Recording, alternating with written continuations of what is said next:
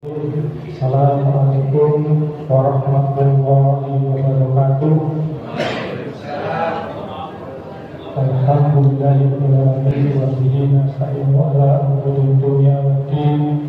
Shalatu wassalamu ala asrofil mursalin sayyidina wa maulana Muhammadin wa alihi wa sahbihi ajma'in. Allahumma shalli wa sallim ala Muhammad wa ala ali sayyidina Muhammad amma ba'd.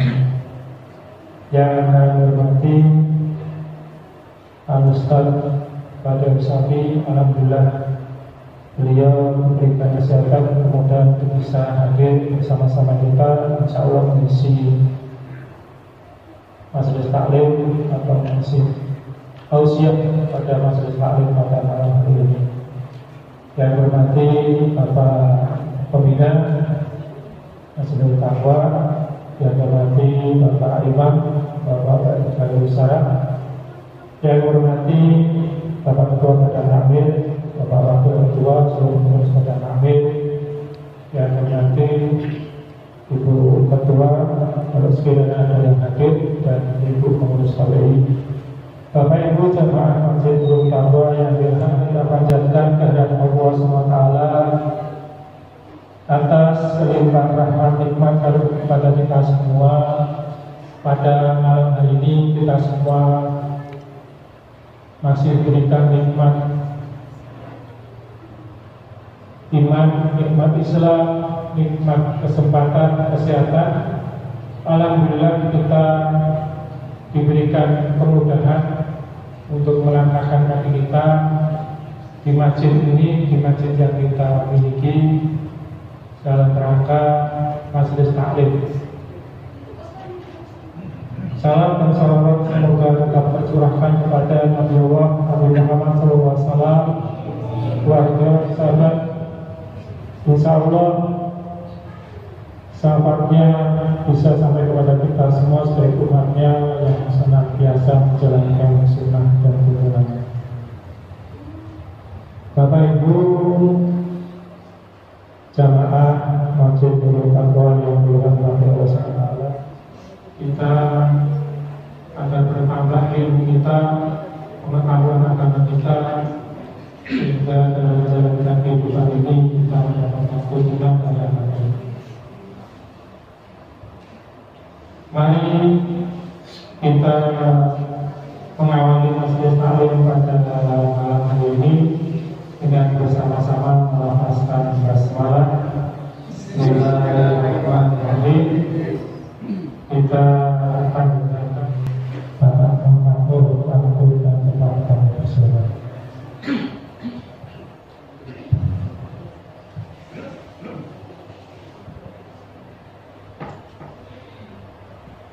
Assalamualaikum warahmatullahi wabarakatuh.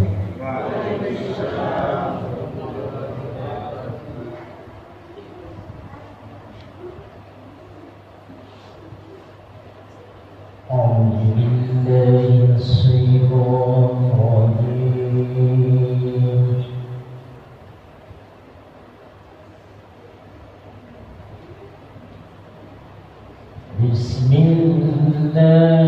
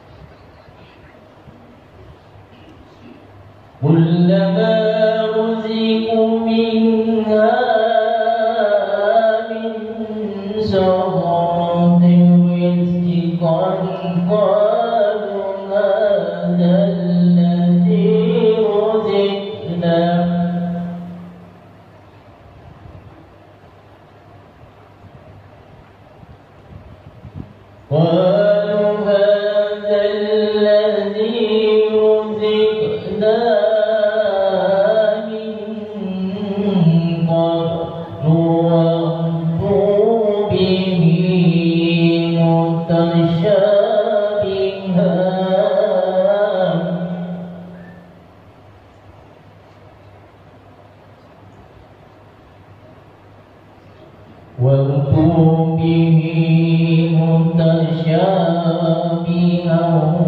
وَلَهُمْ فِيهَا وَأَجْرٌ مُّطَهَّرٌ وَهُمْ فِيهَا خَالِدُونَ. Shadaqallahul Azim. Nanti setelah materi yang disampaikan oleh Ustaz, kami persilakan kepada Bapak Jamaah sekalian bisa bertanya terkait dengan materi yang disampaikan ataupun mungkin hal-hal yang lain yang mungkin Bapak Ibu Jamaah merasa ada yang perlu ditanyakan kepada ahlinya. Inilah kesempatan untuk boleh bertanya. Jadi kami mohon dimanfaatkan sebaik-baiknya majelis taklim ini supaya kita boleh bertanya tentang agama. Untuk itu selanjutnya kami serahkan pada Ustaz Fatul Safi untuk bisa langsung menyampaikan materi pada malam hari ini. Aku dapat Ustaz.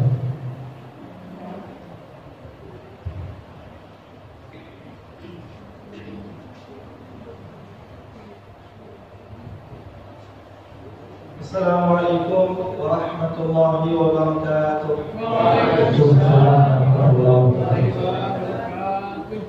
Bismillahirrahmanirrahim. Alhamdulillahirabbil alamin. Nahmaduhu wa nusalli wa nusallimu ala rasulil karim wa ala alihi wa sahbihi ajma'in. Allahumma salli wa sallim ala sayyidina Muhammad al-Fatih lima ughliq wal khatim lima sabaq nasiril haqqi bil haqqi wal hadi ila siratikal mustaqim wa ala alihi wa sahbihi haqqa qadrihi wa miqdarihi al-'azim. Amma ba'd.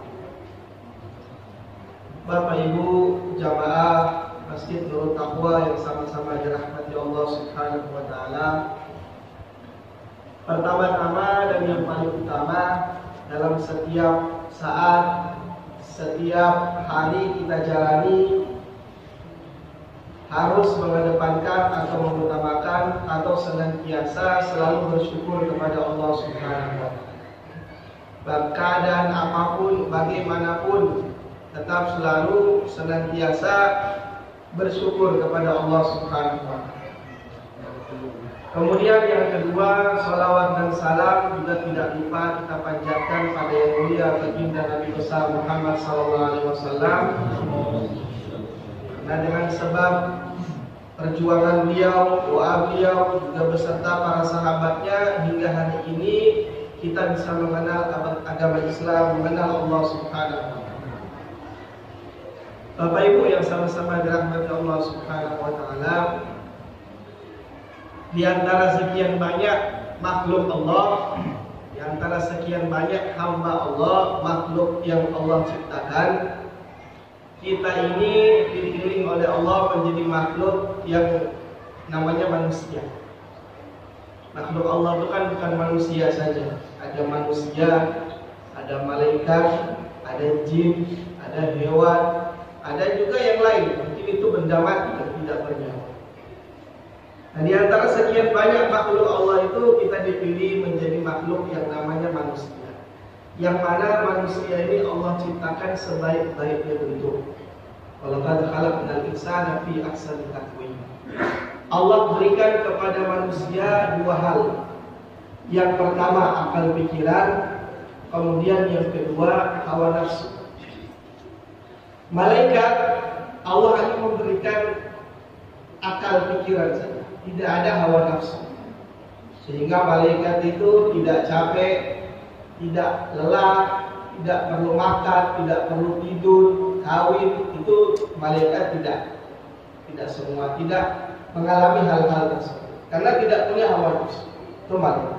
Ada malaikat yang semenjak diciptakan dia sujud terus. Dari semenjak diciptakan sampai sekarang. Ada yang ruku terus, ada yang bertasbih memuji Allah terus. Itu malaikat.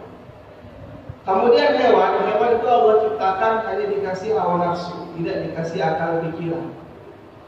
Makanya hewan itu ya nggak ada hewan mikir ini boleh apa enggak. Ya. Hewan itu ya berbuat sesuka hatinya, itu hewan. Kenapa? Karena dikasih hawa nafsu saja, tidak dikasih akal pikiran. Nah manusia itu di tengah-tengah, hawa nafsunya juga ada, akal pikiran juga.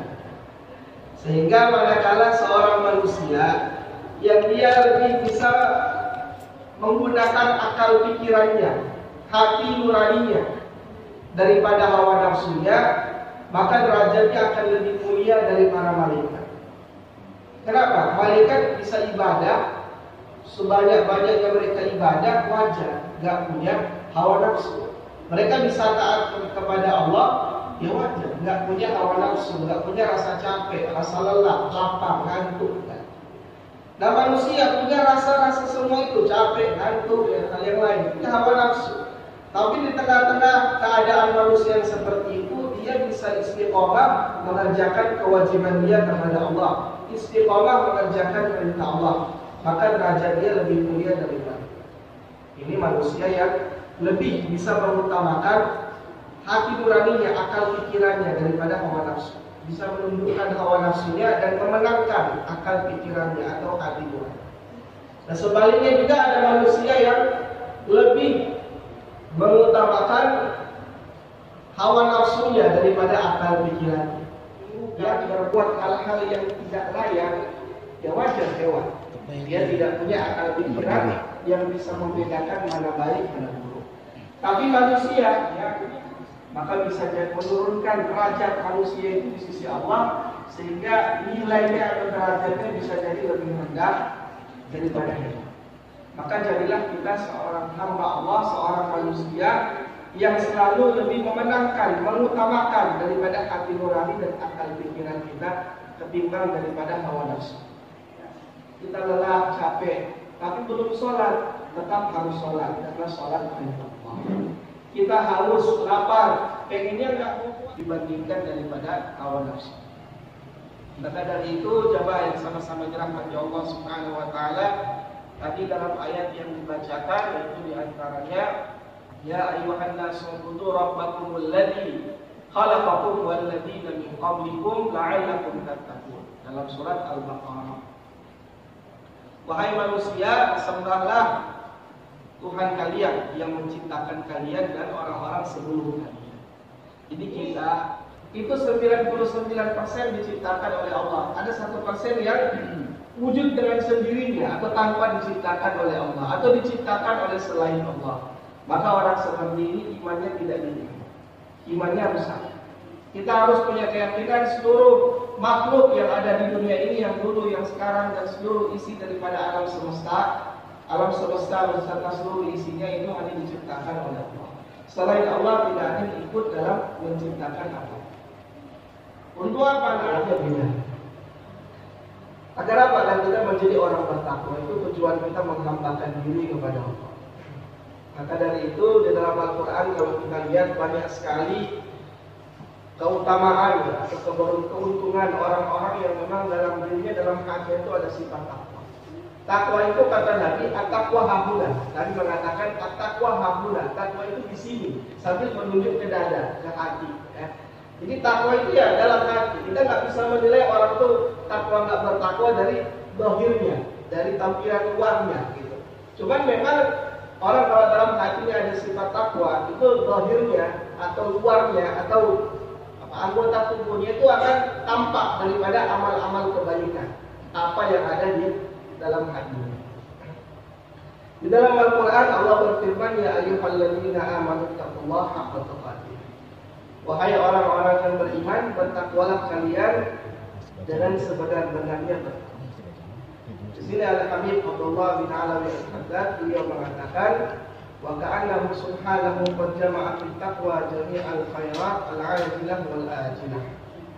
Ini ayat ini menunjukkan bahwa Allah itu telah mengumpulkan di dalam ketakwaan seluruh kebaikan baik di dunia maupun di akhirat. Orang ingin mendapatkan kebaikan di dunia, kebaikan di akhirat, maka dia harus punya sifat takwa. Kalau tidak punya sifat takwa, maka tidak akan mendapatkan kebaikan di dunia maupun juga kebaikan di akhirat. Dan bukan hanya kita, bukan hanya umatnya Nabi Muhammad saja.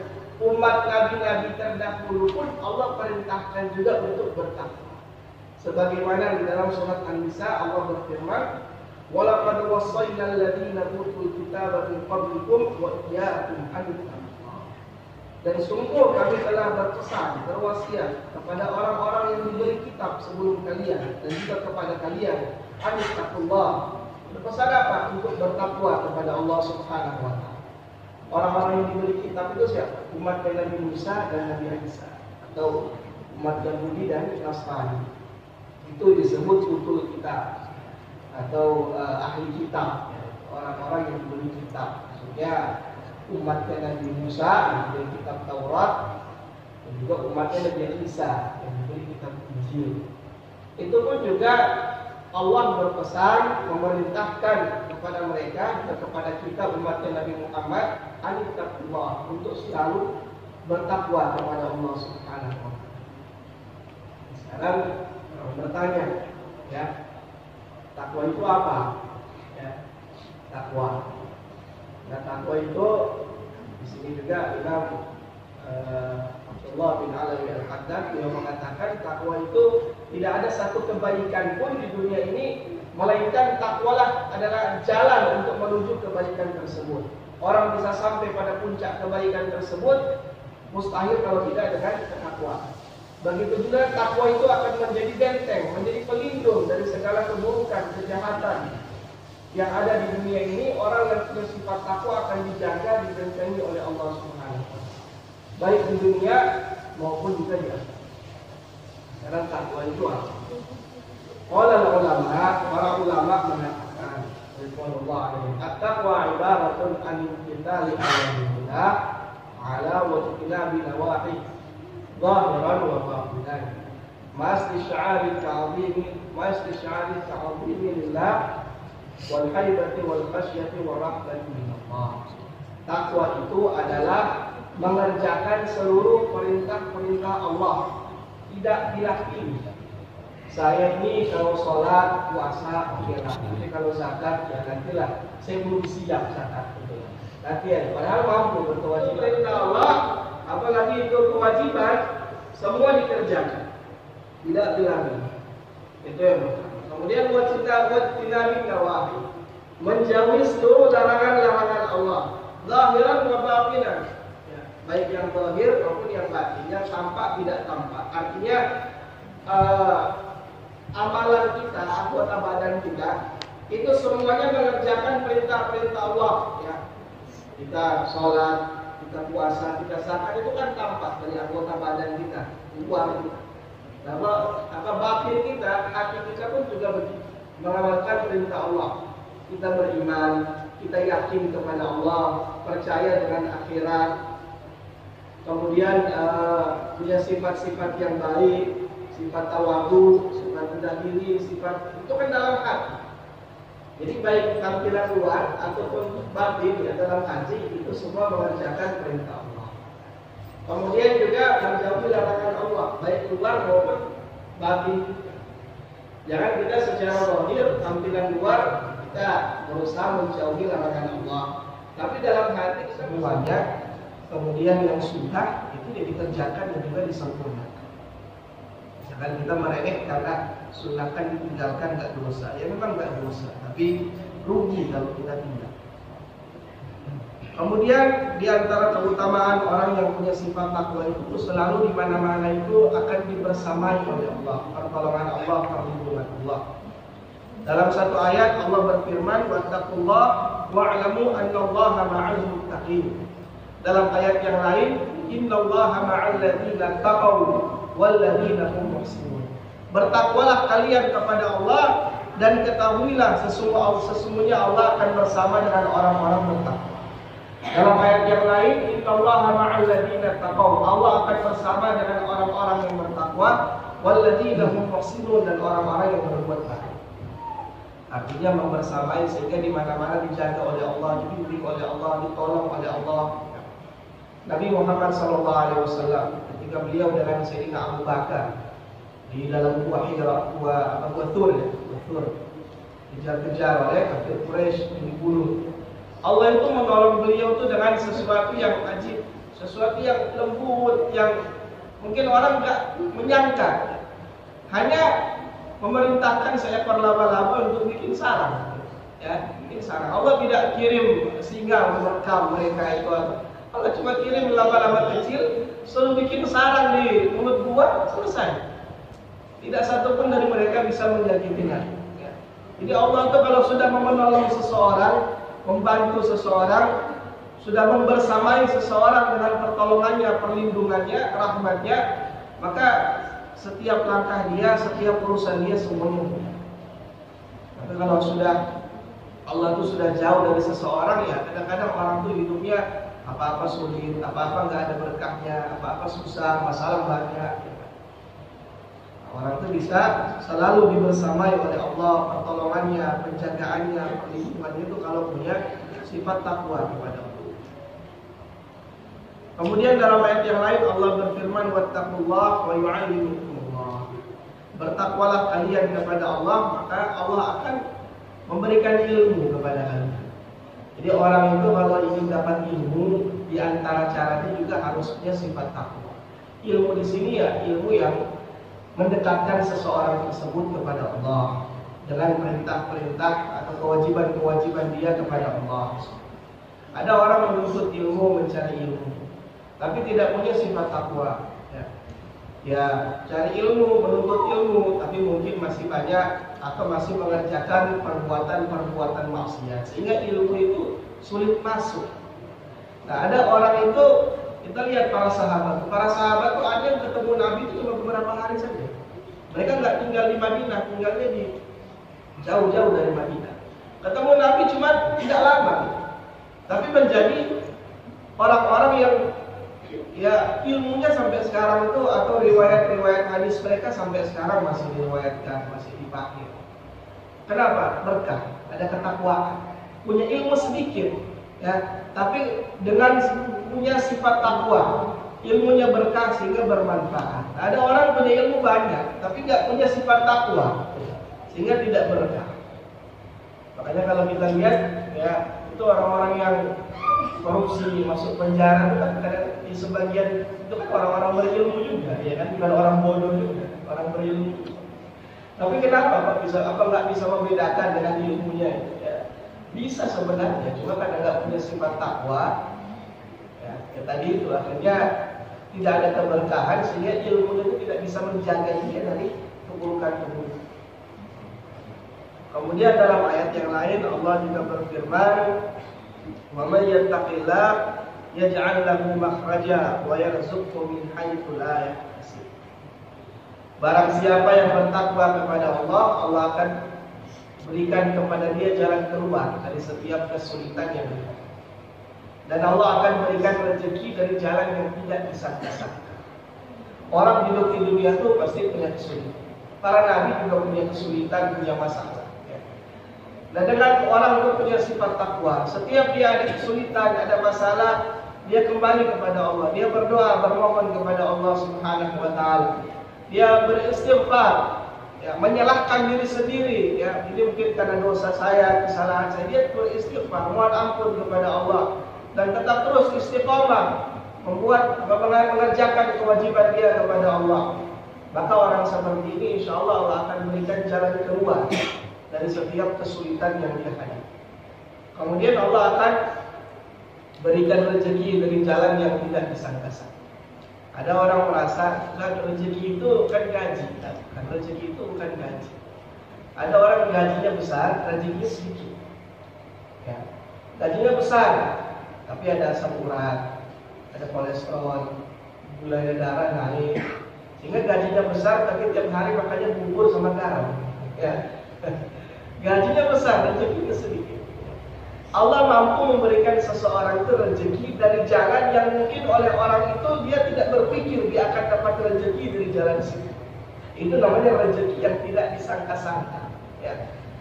Kalau orang berpikir, saya kan kerja, gaji saya segini, maka ya jalan rezeki saya cuma dari situ. Ini berarti tidak yakin dengan sifat Ar-Razzaq, sifat Maha Pemberi rezeki Allah Subhanahu wa taala. Allah mampu memberikan rezeki seseorang dari jalan yang mungkin orang tersebut nggak merasa bahwa akan datang rezeki. Ada satu kisah, ada seorang perampok. Dalam satu kitab saya baca ada satu kisah diceritakan di situ ada seorang perampok pencuri yang satu waktu dia melakukan satu perjalanan untuk merampok. Maka di tengah jalan dia istirahat. Dia istirahat di satu pohon, ya, ada pohon kurma di situ. Pohon kurma yang sudah kering dan juga ada yang masih subur, masih berbuah, ada buah. Maka dia melihat ada seekor burung yang mondar-mandir terbang dari pohon kurma yang masih berbuah ke pohon kurma yang sudah kering. Dia penasaran. Jadi burung tadi membawa secuil kurma dari pohon yang masih ada buahnya ke yang sudah kering. Begitu mondar-mandir. Maka dia penasaran, ada apa di atas pohon kurma yang sudah kering. Begitu dia naik ke atas, ternyata dia melihat di situ ada seekor ular yang buta dan sedang membuka mulutnya dan menunggu kurma tadi dimasukkan oleh burung tersebut dengan paruhnya ke mulut ular. Sebab melihat itu orang tadi tobat. Ular saja, binatang yang seperti itu, ular saja. Allah masih jamin rezekinya, masih dijaga. Allah gerakkan hambanya yang lain, makhluknya yang lain untuk menyampaikan rezeki tersebut ke mulut. Apalagi manusia yang istiqomah mengerjakan perintah Allah, taat pada Allah. Mana mungkin Allah sia-siakan rezekinya? Mana mungkin dibiarkan begitu saja tidak Allah berikan rezeki? Maka dalam satu hadis Nabi mengatakan, "Innal 'abda lan tamuta hatta tastakmila rizqahu." Seorang hamba itu tidak akan mati, tidak akan wafat sebelum rezekinya sempurna. Jadi orang itu kalau masih hidup, gak usah khawatir urusan rezeki, berarti rezekinya masih ada. Kalau memang sudah nggak ada rezeki, ya sudah mati. Misalnya ada orang rezekinya besok sudah nggak habis, ini malam mati. Kalau besok masih hidup, berarti itu tandanya rezekinya masih ada di dunia. Jadi tidak akan wafat seorang hamba kecuali kalau dia sudah menyempurnakan semua rezekinya, sudah dia dapat semua rezeki. Sudah wafat, selesai, sudah habis rezeki di dunia. Wafat.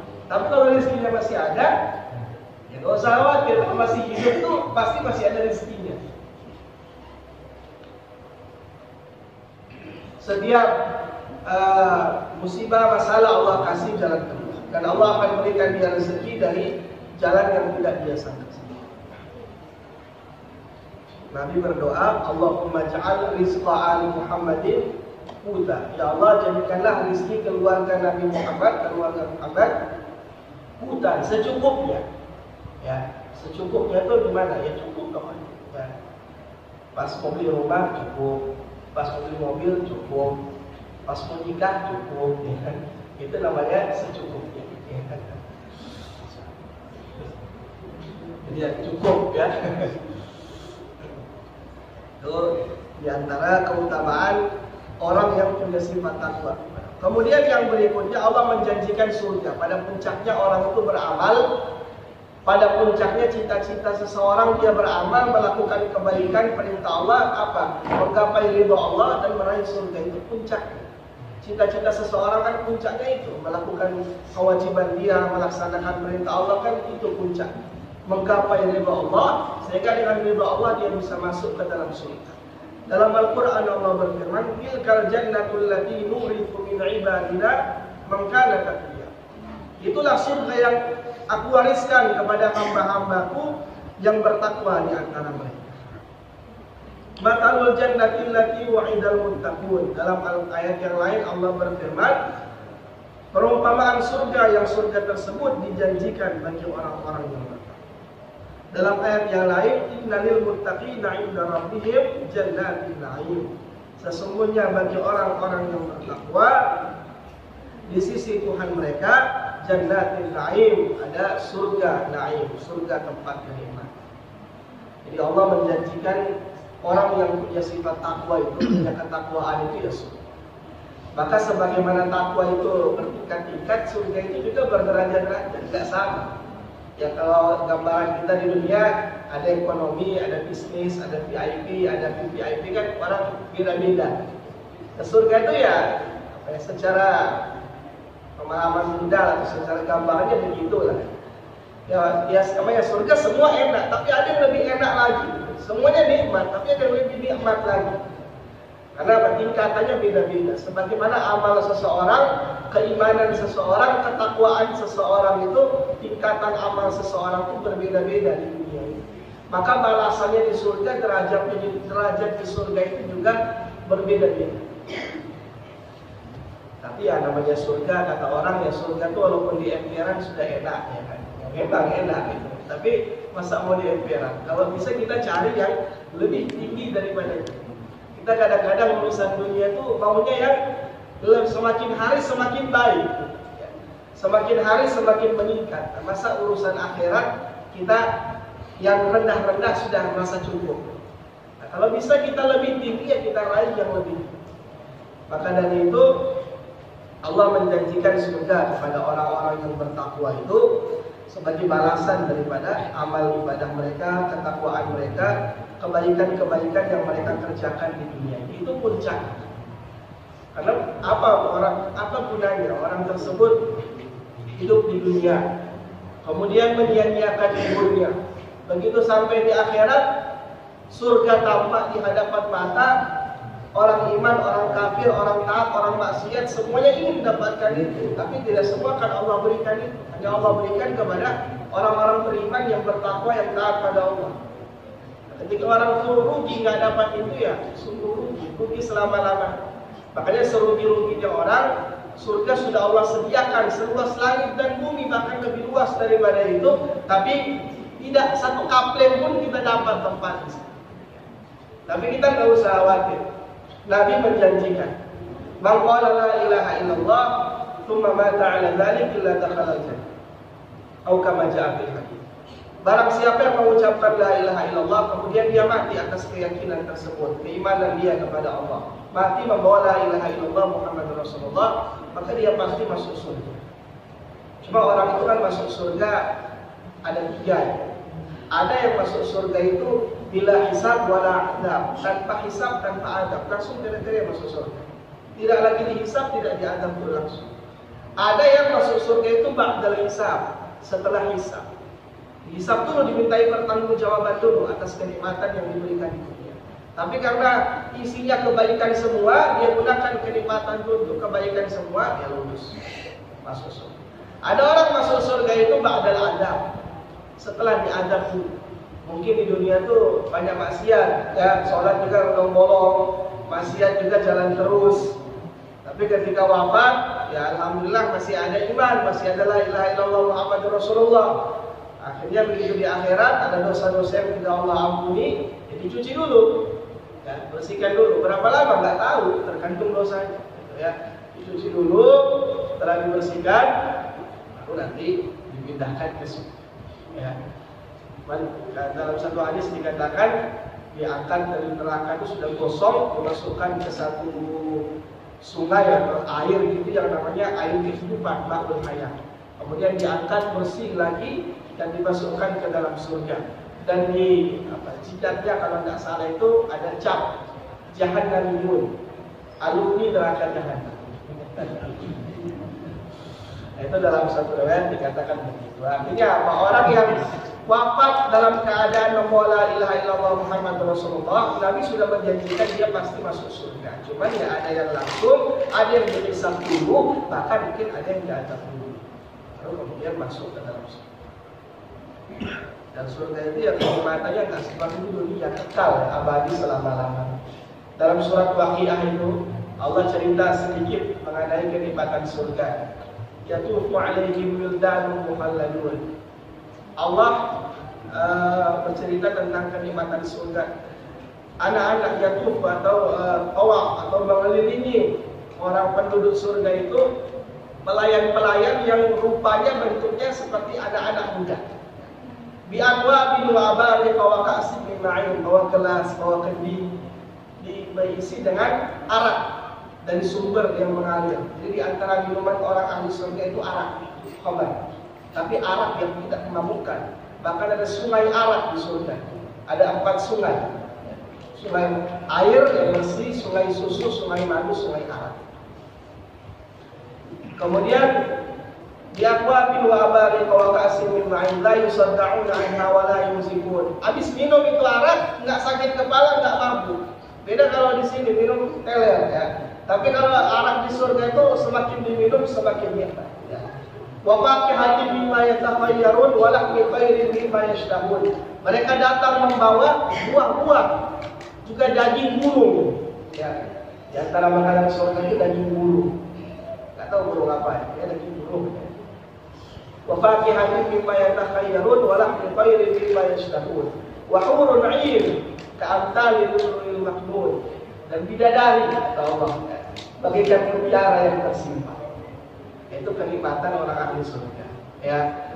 Cuma ada yang tanya, Ustaz kalau gitu wanita dapat apa? Bidadari itu kan laki-laki ya.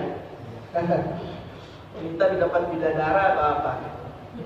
Wanita itu diberikan oleh Allah kemuliaan melebihi bidadari. Karena bidadari itu bukan wanita di dunia yang kemudian masuk surga, bukan. Mereka makhluk lain yang Allah ciptakan memang di surga sebagai balasan dari balasan untuk penduduk surga, terutama yang laki-laki. Nah, perempuan atau wanita-wanita ahli surga itu Allah berikan kemuliaan lebih daripada bidadari, sehingga mereka menjadi ratu daripada bidadari. Bidadari itu yang sudah cantiknya luar biasa, ya kulitnya. Bidadari itu kan artinya hurun 'ain. Hurun itu yang putih kulitnya, ini itu yang lebar matanya. Sangat hitam yang bagian hitamnya, sangat putih yang bagian putih. Jadi memang satu makhluk Allah yang sangat cantik luar biasa. Nah, wanita soleha yang masuk surga itu kecantikannya lebih daripada itu, ya. Sehingga kalau kita lihat biasanya kan di dunia ini itu wanita tuh paling senang kalau dipuji. Apalagi kalau buka pesta ya, kadang-kadang ada yang sampai 2 jam, 3 jam dibuka kaca, segala rupa itu kosmetik ya. Kalau dipuji, Masya Allah, cantik sekali, glowing, luar biasa. Itu kan ada kenikmatan tersendiri di hati. Betul gak, Bu? Ya. Dan di akhirat Allah kasih begitu juga. Ya. Laki-laki melihat bidadari yang begitu cantik luar biasa, ternyata ada yang lebih cantik dari, yaitu wanita soleha, wanita yang di dunia ini yang masuk ke surga. Allah kasih kemuliaan yang lebih daripada bidadari. Itu diantara kemuliaan orang ahli surga. Ya, makanya kata para ulama, di dunia itu tempat menyempurnakan amal, bukan hawa nafsu. Ada orang di dunia itu sudah menyempurnakan hawa nafsu. Amal semua dia tinggalkan. Dia mementingkan hawa nafsu. Ini salah tempat. Tempat menyempurnakan hawa nafsu itu di surga. Di dunia tempat menyempurnakan amal ibadah dulu. Sebagaimana di alam rahim tempat disempurnakannya anggota tubuh. Tangan kaki itu kan disempurnakan di alam rahim. Ke alam berikutnya, alam dunia, itu tempat kita menyempurnakan amal ibadah dulu. Baru di akhirat tempat kita menyempurnakan hawa nafsu, keinginan. Di dunia enggak bisa.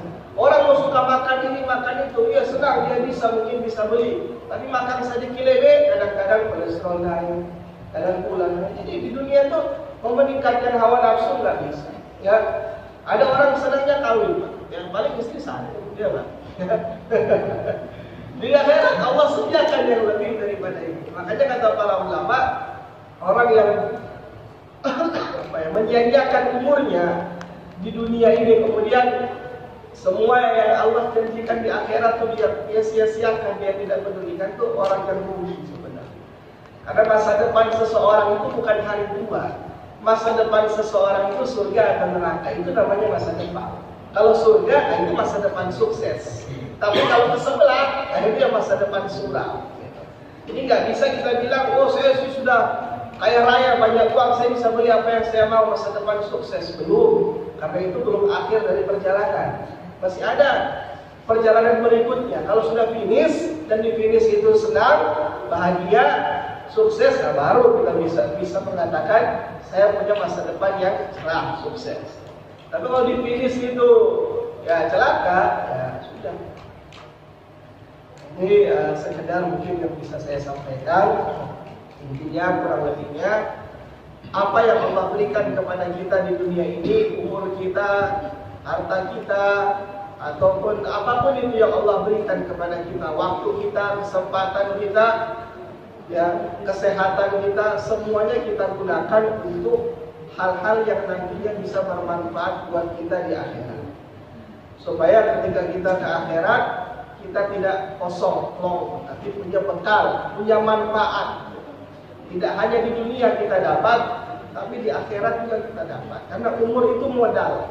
Kalau modalnya disia-siakan, ya sudah habis. Tapi kalau modalnya dimanfaatkan, maka insya Allah akan menghasilkan keuntungan. Ya, mungkin ini yang bisa disampaikan. Barangkali sampai sini ada pertanyaan. Sudah. Assalamualaikum warahmatullahi wabarakatuh. Bapak Ibu sekalian, marilah kita sama-sama menutup dengan doa. Mudah-mudahan apa yang kita sudah ketahui, sebagaimana yang sudah disampaikan oleh Pak Ustadz dalam ceramah tadi, semoga menjadi referensi untuk kita berusaha menjadi orang yang bertakwa kepada Allah Subhanahu wa Ta'ala. Dan marilah kita menutup acara ini. Semoga acara ini menambah amal kebaikan kita sebagai tabungan untuk kita dapat manfaatkan di yaumil akhirat. Sebelum itu mari kita sama-sama bertasbih kepada Allah.